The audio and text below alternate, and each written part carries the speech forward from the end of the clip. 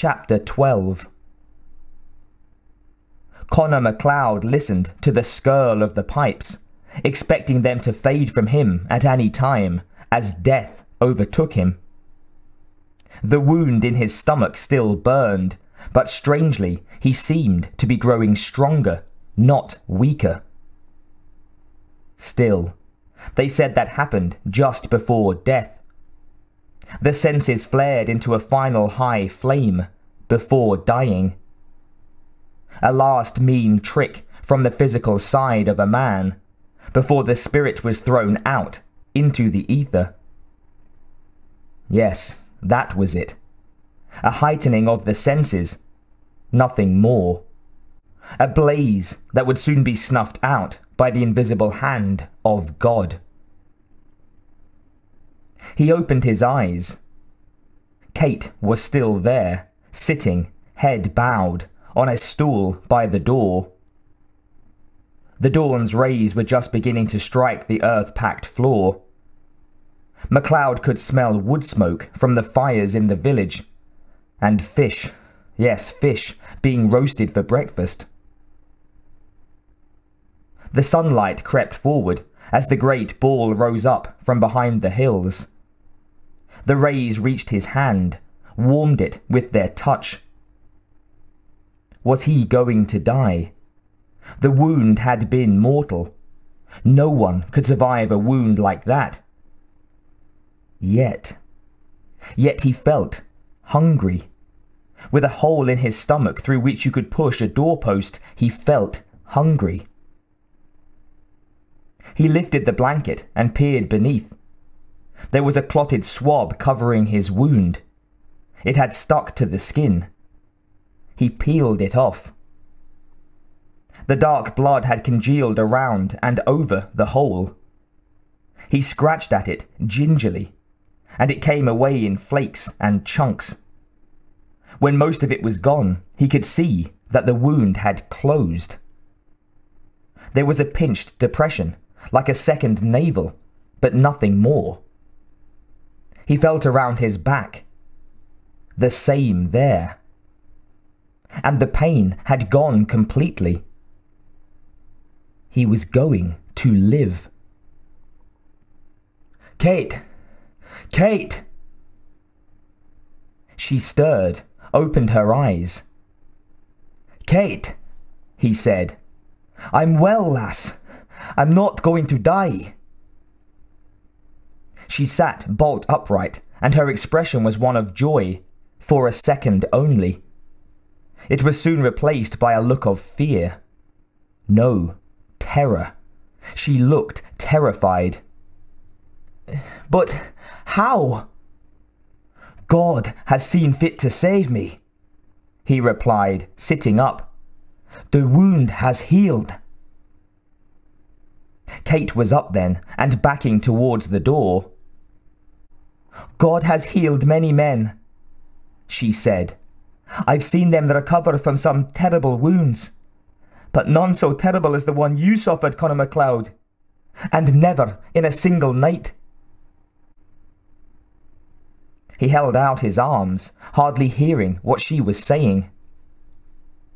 Kate, I'm well. Come to me. Never, she said emphatically. Then she ran from the hut towards the tavern where the men had gone the night before. They would still be there talking over the battle and drinking hard. MacLeod dressed himself and followed her. When he stepped outside the hut, the warmth of the sun hit him fully in the chest, and he felt grateful to be alive. The light shone on the lock, making it look like hammered silver. Hills, with their rounded shoulders, which always seemed to huddle together in the night hours, had parted again to reveal high valleys. The smell of warm milk and cattle straw came from the cowsheds nearby. All of this had nearly been taken from him by that dark giant the day before. But he had thwarted death, with God's help, of course. He made his way towards the tavern, avoiding treading on the chickens that continually tried to cross his path. When he reached the alehouse, he stood in the doorway. He could hear Dougal talking excitedly. "You saw the wound, Angus. He should have died." Then Kate. "I say he's got the devil in him." Were these his kinfolk, talking about him as if he were some stranger from an unknown land, come among them to cause havoc? He stepped through the doorway. Instantly, all the chatter died away. "What's this?" he said. "Have you no greeting for a kinsman that fought beside you in battle? The wound has healed. That's all I know. Father Rainey's prayers were stronger than you thought." Father Rainey, himself drinking in the tavern, crossed himself at these words. Father Rainey too, not the good father surely. Connor walked to the table at which Dougal and Angus were sitting and took a seat. No one looked at him or offered him anything. The silence grew uncomfortable. Then Dougal blurted out, "Drinking with us, are you?" Connor said, "What's the matter, Dougal?" "You," came the reply. "Why?" "Talking and breathing, and last night all but a corpse." Connor looked around the ring of faces. They were all hostile. One or two of the other clansmen had stood up and were leaving. Dougal said, "How did you manage that, Connor MacLeod?" A fury began to build up inside Connor. These were supposed to be his friends, his kinsmen. He had expected them to be happy at his recovery. Instead, they were treating him like some Fraser that had wandered into the wrong village by accident. It wasn't right. "Would you rather I was dead?" Father Rainey had come to the table now and stood beside Kate, who hadn't moved since Connor had entered. Her face had twisted into a mask of loathing. His own sweet Kate was full of hate for him. She said, "It's not natural." She touched his arm tentatively. "He's in league with Lucifer." There was a murmur from the others. "Don't say that!" cried Connor, distressed. Dougal stood up, leaning over Connor. "I'll say it. You've the devil in you." Connor leapt to his feet and faced his cousin. "We've been kinsmen for 20 years!" he cried. "We grew up together. See those hills out there?" He pointed through the doorway. "We ran those hills together, looking for eagle's eggs. We hunted the hare. These hands," he opened his palms in front of Dougal's face, "pulled you from the lock when you fell through the ice. Are you saying that these hands are damned? The same hands that gave you your life?" Dougal's eyes burned with hate. "Connor MacLeod was my kinsman. I don't know who you are." Father Rainey made a sound and buried his face in his own hands. Connor could see that the priest was in torment. "Father, surely you must see how wrong they are." The priest murmured into his palms. "What?" Father Rainey looked up. "I don't know. I prayed for no miracles. I asked the Lord to give your soul safe passage. It would have been wrong to ask for your life, for the life of Connor MacLeod. The wound was mortal. I saw it with my own eyes. Only one man has risen after being so close to death, and you are not he. You are." He stopped, looked confused, and then turned away. Connor was disgusted with his kinsman. "What fools you all are," he said, not disguising his contempt from them.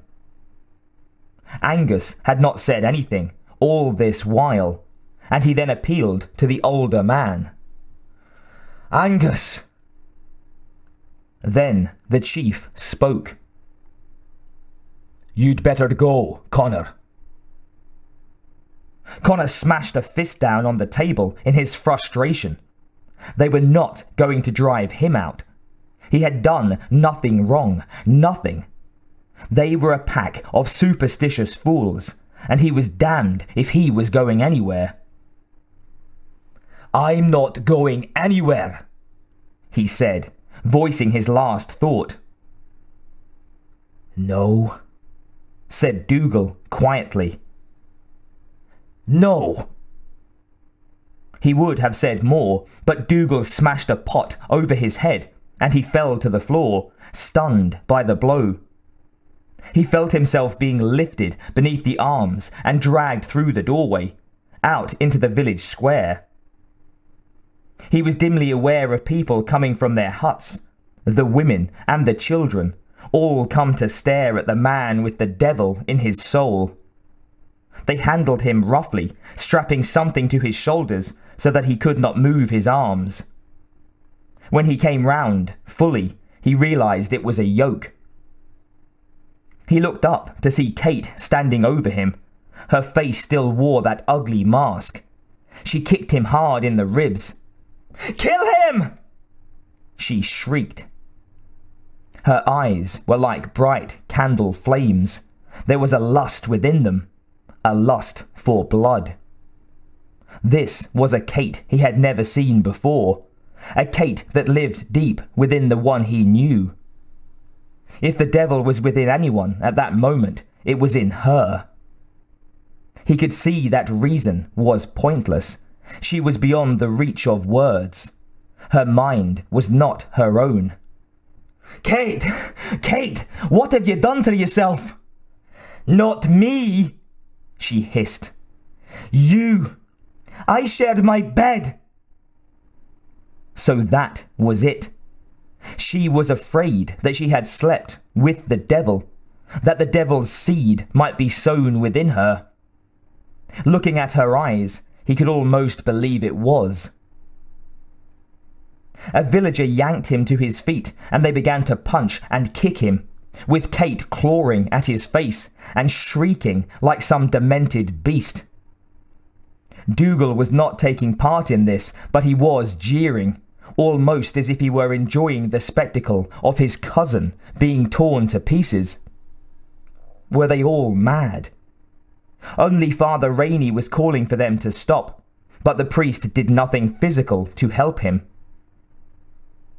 They pushed him forwards, and then the women and children began to stone him, the rocks thudding into his body.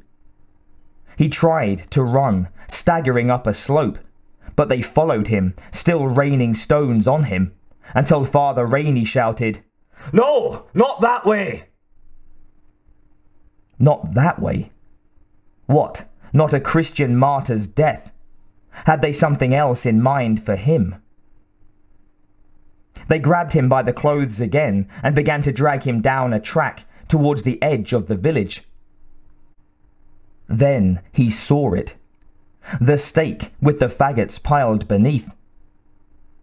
Fear made his legs buckle, but they yanked him to his feet again. He tried to lash out at them with his legs, the terror in his heart giving him new strength. They clubbed him to a standstill. "Dougal!" he cried. "Dougal, help me!" His cousin's face was before him, but there was no pity in its expression. Dougal raised a fist, ready to hit him. He stared into his cousin's eyes. "Dougal!" Compassion had fled, run away somewhere and hidden itself in the heather. It would not show itself that day. Not to these people who only wanted to hear the crackle of the flames, smell the stink of roasting flesh, hear the cries of the devil as he got a taste of his own medicine. Then Angus was beside Dougal, gripping his wrist, preventing the blow from landing on Connor's face. Within all this madness, a sliver of sanity was still buried, like a splinter, in the mind of the chief of the clan. Angus hauled Dougal away. "He's your cousin, man!" Dougal pushed Angus away, and a villager took the opportunity of confronting Connor. He butted the yoked man in the face, then again breaking his nose. "Oh, Jesus God!" cried Connor in his distress. Angus jumped in front of Connor and pushed the villager away. There were shouts of dissent, and the people began to make threatening gestures towards the grey-bearded man. He stood his ground, glaring at them. Angus was no mean fighter, and crazed as they were, it would be a very courageous soul that dared to brook the chief. Dougal cried, "No, Angus!" "Quiet!" shouted the chief. Then again to the crowd, "Quiet! I'll break the arm of the next man that speaks!" The jeers gradually subsided. The atmosphere remained tense. Connor got up off his knees, with difficulty, and stood swaying by Angus. The chief shouted, "There'll be no burning here today!" Dougal cried, "What then?" "We'll banish him," said Angus. Kate came rushing forward, fury in her face. She tried to claw her way past Angus, who held her back with both hands. "No!" She struggled with him. "Burn him!" Angus pushed her back into the arms of the villagers, but she shot forward again, as if they had propelled her. "Angus! Burn him!" It seemed to Connor as if she were almost pleading, as if she were somehow being cheated of something she felt she had a right to. When a woman like Kate felt she had been wronged, she would use any weapon at her disposal to get her revenge. She would call it justice, but it was revenge. The devil had disguised himself in her beloved Connor's form and had taken her, laughing at her gullibility, filling her with his demon seed. "Can you walk?" said Angus to Connor. The Highlander looked with disgust upon his clan. "I'll bloody well walk out of here." Father Rainey crossed himself. There was relief in his eyes. Connor wondered whether the priest could really have stood by and watched them burn a man. "Go! Get out of here! Quickly!" said Angus. "Go, while you still can!" Connor stared into the chief's face. The older man looked weary, spent. Wars had not worn him down over the years, so much as the last few hours. "Goodbye, Angus. I'll not forget you." Angus nodded dumbly. Connor then stumbled away, up the path that led into the mountains. He wanted to put as much distance between himself and his clan as possible before the night hours, when some of them would surely come hunting for him. The yoke was a great hindrance. At the top of the hill, he turned and took one last look, then continued along the track. By nightfall, he had found himself a cave and worked his bonds loose by rubbing against the rough edges of a rock. The yoke eventually fell from his shoulders, and he threw it savagely down the hillside. Then he curled up, without a fire, inside the cave, to get some rest. In the middle of the night he woke to the baying of dogs, but they were a long way off to the west, and he settled back down to a troubled sleep. When the morning came, he travelled south, eating a few roots to sustain him.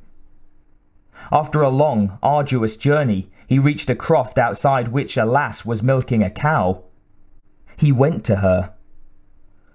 "Can you spare some of that milk? I have no money, but I can work." The girl looked a little frightened, and he guessed it was his appearance that was bothering her. She called out, "Father!" An old man came out of the croft, holding a hand axe. "What?" "This man wants some milk." "I can work," said Connor. "I'm not begging." The old man looked him up and down. "Where are you from?" "My name's Connor MacLeod, from Glenfinnan, in the north." "A MacLeod, are you? And on the road?" Connor did not want to frighten them with talk of witchcraft, so he said, "I wounded a man. A fight over a woman. I was drunk." The old man's face stiffened. "You'll find nothing to drink here, except the milk maybe, if I've a mind to give you some." He seemed to be studying Connor's build. Connor stood up straight, filling his chest with air. "Can you chop wood?" said the other. "I can." The axe was flung at his feet, the blade burying itself in the turf. No more words were said, and Connor made his way to the woodpile, stacked at the side of the croft, and began splitting logs. A few minutes later, the lass brought him a beaker of milk and some oatcakes. "There'll be porridge after, when you're finished," she said. Her blue eyes were clear and innocent. She smiled, and he returned the gesture of friendship. "Thank you. You're a fine-looking lass," he blurted. She put her hands on her shapely hips. "Would you be fighting over me next, Mr. MacLeod?" He laughed. "I've done enough fighting. I've a mind to be a farmer now. I'm looking for a quiet life." She nodded then, after a long pause, asked candidly, "Was she pretty, this woman?" Connor replied, "On the outside, she was bonny enough, but we're not always what we appeared to be, from our looks." Her expression became serious. "That's true, Mr. MacLeod." He drained the beaker and then asked her name. "Heather MacDonald." He handed her the beaker. "Then I thank you, Heather MacDonald, for your hospitality." Over a more substantial meal, later in the croft, Heather asked casually, "Will you be staying a while?" Her father looked over at her sharply, and then at Connor. He said nothing, however, but continued to spoon his food into his mouth. Connor took this as a sign that the old man would not be displeased, or at least would make no objection to his staying. "If I can be of use," he said. Heather's face broke into a smile. "Oh," she said, "I think we can find some use for you. Can't we, father?" "Aye," said the old man. "I'll put my mind to it."